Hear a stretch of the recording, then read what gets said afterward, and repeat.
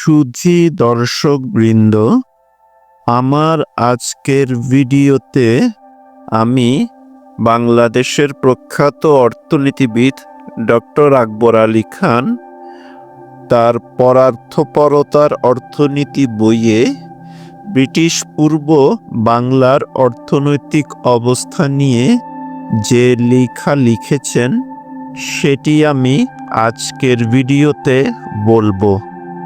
প্রাচীন ও মধ্যযুগের বাংলার আর্থিক সমৃদ্ধি সম্পর্কে সবচেয়ে গুরুত্বপূর্ণ প্রমাণ হলো বাংলার বিস্ময়কর কম দাম সম্পর্কে বিদেশি পর্যটকদের বিবরণ। চতুর্দশ শতকে মরক্কোর পর্যটক ইবনে বতুতা লিখেছেন, পৃথিবীতে আর কোথাও এত সস্তা দাম দেখিনি। চীনা পর্যটক ওয়াং তু ওয়ান 14 শতকে বাংলায় এসেছিলেন। তার মতে বাংলায় জিনিসের দাম সস্তা ছিল। সপ্তদশ শতকে অনুরূপ বিবরণ লিখেছেন সেবাস্তিয়ান মানরিক ও ফ্রান্সোয়া বার্নিয়ার। আপাত দৃষ্টিতে বিদেশি পর্যটকদের বিবরণ সম্পূর্ণ সত্য মনে হয়, তবে একথা ভুলে গেলে চলবে না যে বিদেশি পর্যটকদের বর্ণনায় কয়েকটি দুর্বলতা রয়েছে। বিদেশি পর্যটকদের আয় ছিল বাংলার সাধারণ লোকদের তুলনায় অনেক বেশি।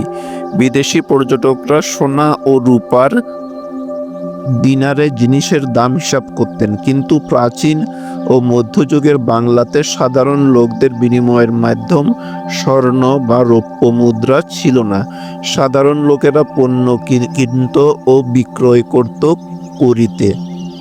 যারা সোনা ও রূপার দিনারে আয় করত তাদের কাছে করিতে কেনা পণ্য সস্তায় মনে হবে, কিন্তু যারা করিতে আয় করত তাদের কাছে এইসব পণ্যর মূল্য সস্তা ছিল না। উদাহরণস্বরূপ ইবনে বতুতার ভ্রমণ বৃত্তান্ত স্মরণ করা যায়। বাংলাদেশে জিনিসপত্রের দাম সম্পর্কে তিনি লিখেছেন, আমি 8 দিরহামে 8টি তাজা মোরগ বিক্রয় হতে দেখেছি। 1 দিরহামে 15টি কচি কবুতর পাওয়া যেত। 2 দিরহামে পাওয়া যেত একটি মোটাসোটা ভেড়া। আমি আরও দেখেছি 30 হাত লম্বা সর্বোত্তম মানের মিহি তুলার কাপড় 2 দিনারে বিক্রয় হয়েছে। সুন্দরী কৃতদাসী বিক্রয় হয়েছে 1 দিনারে, যা মরক্কোর মূল্য 2.5 দিনারের সমান। ইবনে বতুতার বর্ণনা সম্পর্কে 3টি বিষয় লক্ষণীয়।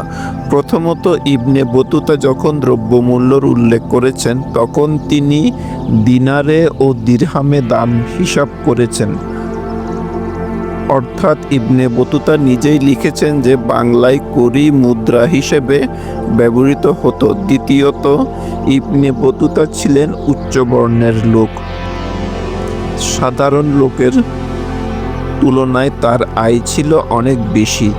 দিল্লির সুলতান ইবনে বতুতাকে বছরে 17,000 দিনার ভাতা দিতেন।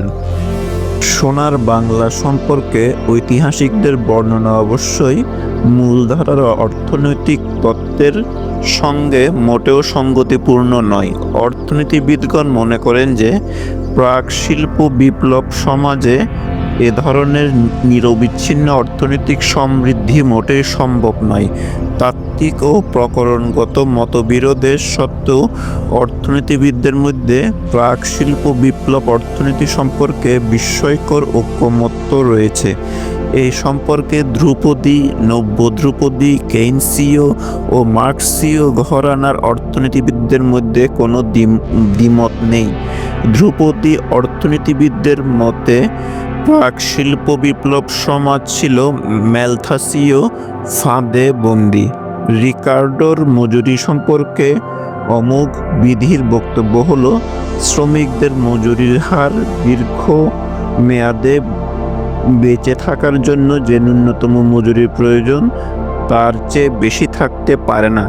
মজুরি বাড়লে জনসংখ্যা বেড়ে যাবে, কিন্তু এ ধরনের সমাজে দীর্ঘস্থায়ী ভিত্তিতে মজুরির হার কিংবা জীবনযাত্রার মান উঁচু রাখা সম্ভব নয়। অর্থনীতিবিদ ম্যালথাসের বিশ্লেষণে প্রাক শিল্প বিপ্লব অর্থনীতিতে ভারসাম্য রক্ষা করত দুর্ভিক্ষ। এ ধরনের অর্থনীতিতে মজুরির হার বেড়ে গেলেই জনসংখ্যা বেড়ে যেত এবং এর পরিণামে মজুরি আবার নেমে আসতো এবং এক পর্যায়ে আয়ের স্বল্পতার ফলে দুর্ভিক্ষ দেখা দিত। দুর্ভিক্ষে জনসংখ্যা কমে গেলে আবার মজুরি বেড়ে যেত।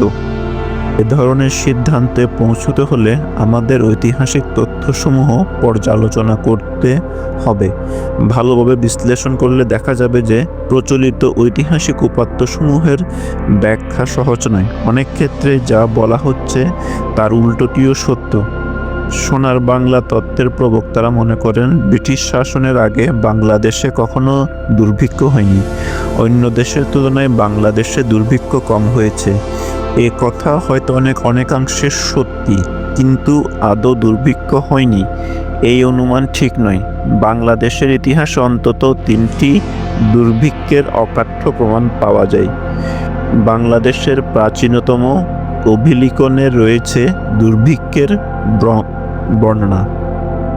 মহাস্থান লিপি সম্ভবত খ্রিস্টের জন্মের 200 বছর আগে লিখিত হয়। এই মহাস্থান লিপিতে দুর্ভিক্ষের বর্ণনা রয়েছে।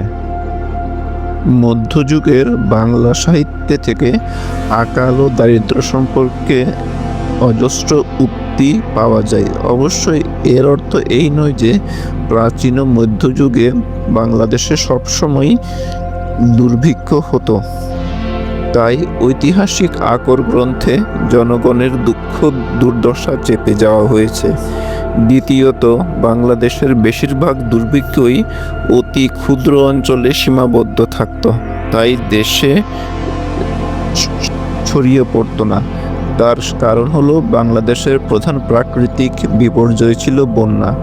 বন্যায় সকল অঞ্চলে সমান ক্ষতি হতো না। যেসব অঞ্চল খরা প্রধান প্রাকৃতিক বিপর্যয়ে সেসব অঞ্চলে শস্যহানি হতো ব্যাপক। তাই খরাজনিত দুর্ভিক্ষ সারা দেশে ছড়িয়ে পড়ে। এই বিষয়টি চাণক্যর দৃষ্টি এড়ায়নি। অর্থশাস্ত্রে চাণক্য তাই লিখেছেন, অতিবৃষ্টির চেয়ে খরা অনেক খারাপ। বন্যার ফলে আঞ্চলিক দুর্ভিক্ষ হতো, কিন্তু সারা দেশে দুর্ভিক্ষ হয় না।